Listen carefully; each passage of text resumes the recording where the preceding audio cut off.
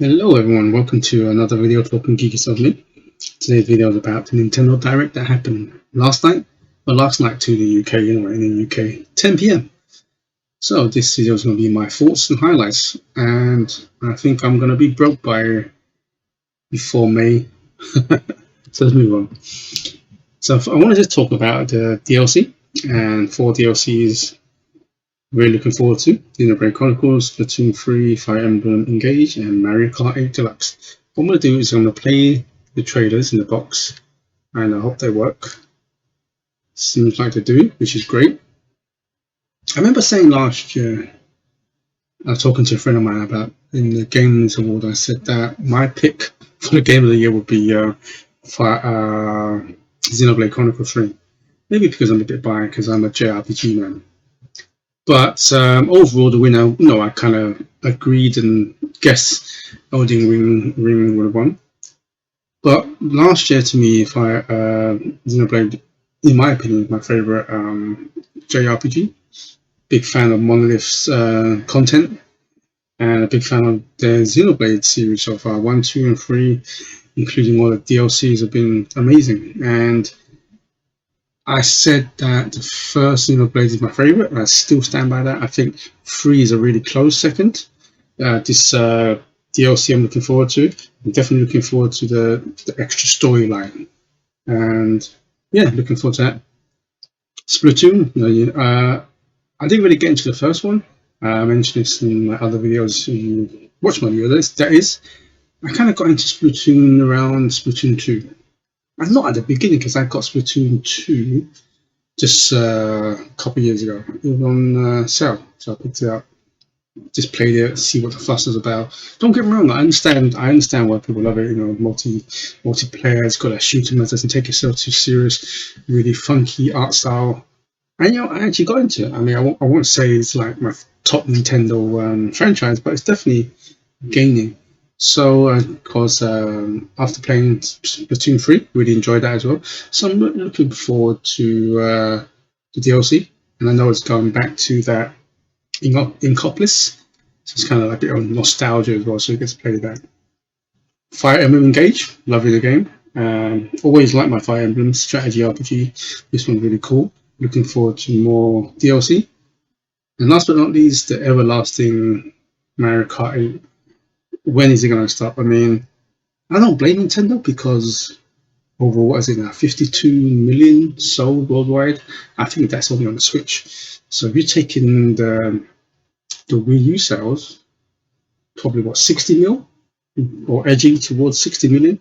I mean, all said and done, I think Mario Kart 8 just on the Switch alone could probably easily get 55, 56 million before the new Switch 2 maybe. And that's where the Mario Kart 9 will come out. So I'm liking the courses, good old fashioned, some just bring back some good memories. Just some new content. I'm a big fan of Mario Kart games, so it's great to play. So these are the 4 DLCs, of course, the side order. Looking forward to more information about that. So moving on. And looking forward, these are the 4 games that I chose because what they knew, we all knew about them. Pikmin, Kirby, Advance Wars, and Octopath Traveler. Pikmin is a big franchise. I'm not comparing it to like Mario, Zelda, even Splatoon, Pokemon. It's nowhere near there. But it's one of those subtle, moderate, that people like. I mean, I haven't met anyone who dislikes a Pikmin game. Well, I don't think so. No. In my circle of friends, no one's hates it. They all kind of like it. I like it. It's a fun game. It's like I said, it's not a game that I would rush out and queue up hours like a Zelda game, for example, or a Mario game. I wouldn't do that. I wouldn't pre-order it. I just buy it because I know it's one of the games I probably never sell out. But I do enjoy it. I've been playing it since the GameCube all the way to now, so I'm looking forward to that. And yeah, it's a delightful kind of colorful. Probably, I think it's coming out in summer, so it's a great summer kind of game. Kirby, I think Kirby is one of the Nintendo characters so to speak, is rising up in the ranks. I've always kind of looked at Kirby as like the 3rd tier characters, but it's definitely rised up to the 2nd tier within the last few games. I mean, the Kirby last game, the Forgotten Lands, think it's the biggest selling game Kirby franchise, over 6 million. So I'm looking forward to it. Colorful, platform, simple. Definitely Kirby's definitely rising in the ranks of popularity amongst some Nintendo-owned franchises. Advance Wars 1 and 2, big fan of those. Like those in the Game Boy Advance days. Shame it had to be delayed because of the war. Understandable, and I was a bit sensitive to release it during that time. So looking forward to that, getting 2 games in one. And Octopath Traveler 2. I love the first game. I like the graphics, 2.5D. I think Square's definitely got a hit on their hands. Square Enix should definitely focus more on this style of games. I would love to see a lot of their classic RPGs getting remade in this style, in this kind of graphical style. So I really do like the style, and if it's anything like the first one, really looking forward to it. Okay then, Nintendo Online, played the trailer. I think everybody knew that the online was going to be Game Boy, and I think we knew about it. But I think that what's surprising was the inclusion of Game Boy Advance. I think we all knew that Game Boy Advance was coming. I was in my mind. I was thinking it might be announced maybe in the next Nintendo Direct, maybe May or June or around the E3 time. That's when the Game Boy Advance would get announced for the online. But it was a 1-2 punch. And the third punch is it was available after the Direct, so that's pretty cool. Some classic games on it. Looking back at some of the graphics, I'll probably just use. There's 3 filters. You've got the classic green color, you've got the pocket, and you've got the Game Boy Color. So I think I'm just going to go straight to the Game Boy Color. So that I can handle the kind of green tinted graphics anymore.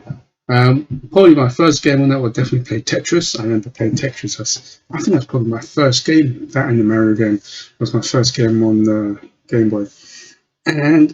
But the most important thing is I'm really looking forward to Game Boy Advance. And judging by some of the games already available at launch, and of course more and more coming out. I mean, Mario Kart Super Circuit, love that game. Super Mario 3, Zelda Minish Cap, also on the Game Boy as well. The Zelda Oracle Seasons, looking forward to those ones to come out later, and the Zelda the Deluxe one. So these are some of the games I'm really looking forward to. Let me know what's yours, and probably won't get to see the trailer at the end or where it shows you the Game Boy Advance. Like I said, also you've got Pokemon, Kirby. Speaking about Pokemon, I wonder, anybody guess, would they release the original Pokemon on the Game Boy, in the Game Boy Advance, any of the Pokemon games? I would like to think they would, but Nintendo, Pokemon is more of a game freak. The Pokemon company, they have much more say in it. So I think they want to keep them close to them so they can focus more on the remakes or remastered and so on. But I would love to see the original Pokemon on the Game Boy Advance. So anyway, let's move on. Oh, also, did I say that right? Zelda Minish Cap. If anybody hasn't played that, you guys and girls are in for a treat. That is probably my favorite Zelda game on the Game Boy. It's an amazing game. I really want them to do a remake like the Link's Awakening, kind of remake like that as well. That was an amazing game. I did like that. So definitely recommend Zelda Minish Cap. And Back to the Future. Here's some games that they were heavily rumored. I mean, we all knew that Metroid Prime, and that was heavily rumored for a few years now. And of course, with the Biting Kaitos, that was rumored a few weeks ago, maybe a month ago. I've been hearing people online and talking to some of my friends, and a lot of people were like, "This double-edged sword with the Metroid Prime," because we knew Nintendo was holding on to it. They even had the trilogy remastered or the HD remastered, and a lot of people said, "Oh, it's great, but they should have released the whole thing." And this is my take. I personally like what they did to the Metroid Prime to remastered. I mean, when you go online now, you see there's comparison between the GameCube, the Wii, And the Switch version is almost like a complete new game.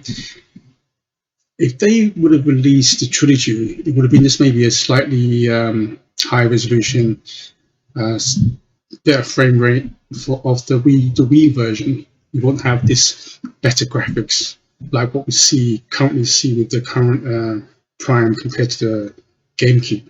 So I actually am happy they're releasing like this 1, 2, and 3. Hopefully they get the remake or remastered what they've done with the current Prime. Because like I said, if they release a trilogy, it might just be a slightly high res, and that's it really. So don't get me wrong, I know there's a lot of Metroid fans out there who would love to get all three of them in one go.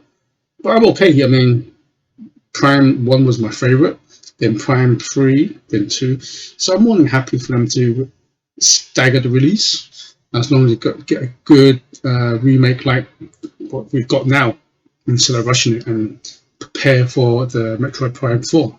So for people who hasn't played Metroid Prime games, you guys and girls are in for a treat. This is definitely one of the best games on the GameCube and one of the best Metroid games of all time. Moving on to biting titles, it's another classic on GameCube. Had them both. The second one didn't get released in the UK. I had to import that, and back then the GameCube was region locked, so I had to get a special disc. You can pop it in and then unpop it, and then pop it out, and then put in the import game. Both great games are done by Monolith. It was before Nintendo purchased Monolith, published by Namco, Bandai Namco. Graphics looks like it's improved. It's not like the remake or remastered improvement like the Metroid Prime, but it's good enough. I like it. It's a good turn-based using card. I really like the combat. There was one thing that I don't know if they're going to redo. I hope they don't because it's really funny. The voice acting was so bad back in the day. It was just, the voice actor was just phoning and just reading off the paper like, "Hello, how are you?" It's very monotone, and it was, but it was corny, but it was funny. I liked it, so I hope they have an update the voice acting because the classic voice acting was so bad that it was good. Anyway, moving on. New stuff. I played trailers. New stuff. Yeah, Deca Police. Is it Deca Police? That is and a comeback as well. You got Level 5, the comeback of Professor Layton. Miss that guy. And I miss Level 5. Level 5's they are great developers. They back in the PlayStation 2 all the way to PS3. I think PS4 onwards they kind of lost a little bit. They were one of my favorite developers who developed RPGs. And with that Deca Police, that looks. I like the animation style. I like the art style. Kind of like almost Studio Ghibli. If you are willing to look at it from that point, it has that kind of like Persona vibe to it. It's RPG turn-based, so I'm looking forward to that. And also the comeback Professor Layton. And overall, I'm just happy that Level 5 is back in action. I've always found Level 5 to be a good partner with Nintendo. Seems like they do games that are really suitable for Nintendo platforms. So, sorry about that. Really looking forward to Deca Police. He has that. I saw this, but that's new. I like it. Definitely up my alley. Anyway, let me know what you think about that as well. So let's move on. And of course, the climax to the show. We all knew that Zelda was gonna be. To be honest, I was 90% sure that it's gonna be to end on Zelda, but I wanted it to be like a double whammy, like a just before Zelda there may be like a Metroid Prime 4 because I was kind of thinking of it while I was watching the show, especially after the Metroid Prime remaster that came out. This would be a good time to showcase the Metroid Prime 4. Maybe like a double whammy. So one more thing, Metroid Prime 4, like a teaser trailer, and then Sergio Miyamoto or Ayo Amu, I can't pronounce names. come in last minute and say, hey, we got one more, just another one more, and it's going to be the Zelda one. But of course, I think what Nintendo did was the right choice, just keeping it one, because they need to keep some more cards up their sleeves. They got another three more directs, so they need to keep that trump card for the end. And Metroid Prime 4 would be a good climax to the next show. And also looking forward, just like the first Zelda game, I purchased the special edition or the collector's edition. This one's the same. It looks amazing. I'm gonna try to get my hand to get on that. I even checked as of time of recording. I even tried to pre-order it. I'll probably go on Amazon or Nintendo official store and see if I can pre-order it now.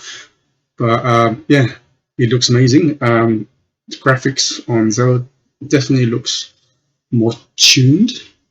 It doesn't have the first one was kind of created for the Wii U, and then it got ported over halfway to the Switch, so it had some glitches. This one was built from the ground up for the Switch, so it has. But they kept the art style, the engine.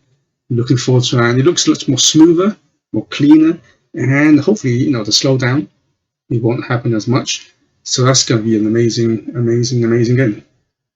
Moving on.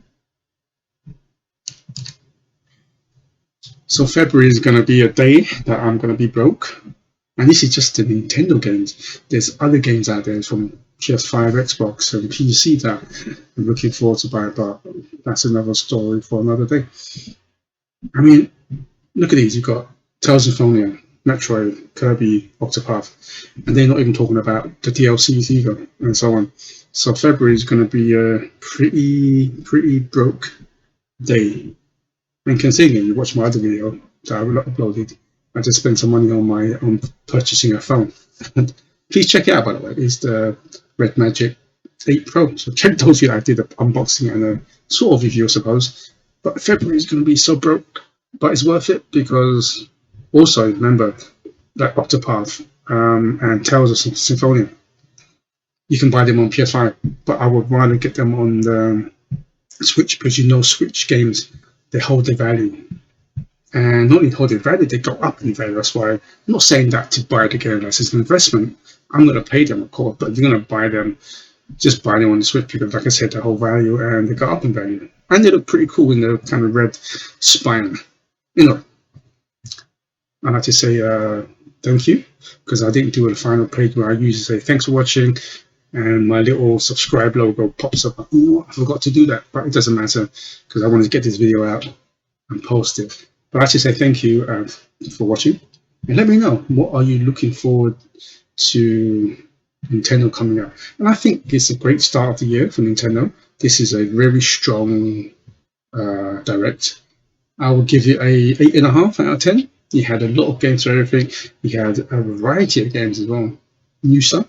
Remember I said Deca Police, Comeback, Professor Layton, Level 5 comebacks there, remastered, surprise like the Game Boy. So there's a lot of stuff, not just like new stuff. There's like a diverse of games, and you got the DLCs, all that kind of cool stuff. So definitely the first half of the year, Nintendo. I think if you're a Nintendo fan, you're going to be broke, but it's a good broke. It's good to have things like that. So to me, it's an 8.5 out of 10. It's a great start of the year for Nintendo. Let me know what you think. Anyway, thank you for staying to the end, and please subscribe for more talking geeky stuff. And until next time, good morning, good afternoon, and good evening, wherever you are in the world. And please stay safe. Goodbye.